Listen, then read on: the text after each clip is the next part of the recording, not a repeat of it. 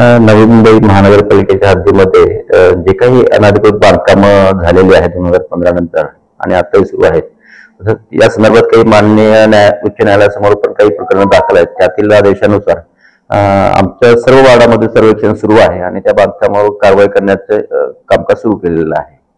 ज्या ठिकाणी अनधिकृत बांधकाम येईल त्या ठिकाणी ते उचित कारवाई आमची सुरू आहे. जे बांधकाम सध्या सुरू आहे त्यावर पण नियमानुसार आमची कारवाई सुरू आहे आणि जे बांधकाम यापूर्वी अनधिकृत आहे पण पूर्ण झालेलं आहे त्यावर पण कारवाई सुरू आहे. दोन्ही प्रकारच्या बांधकामावर आम्ही कारवाई करत आहोत. त्यामध्ये मोठ्या प्रमाणावर आम्हाला पोलीस विभागाची पण मदत हवी असते. जवळपास 80 पोलीस विभागाचे कर्मचारी अधिकारी आमच्याकडे या कामासाठी दिलेले स्वतंत्रपणे आणि स्थानिक ज्या पोलीस स्टेशन हद्दीमध्ये कारवाई प्रस्तावित असते त्या हद्दीमधील स्थानिक पोलीस स्टेशनचे पण आम्हाला सहकार्य आम्ही घेतो. बऱ्याचदा ते सहकार्य गस्त बंदोबस्तामुळे मागं पुढे होतं पण आम्ही घेत होतो, मिळवतो.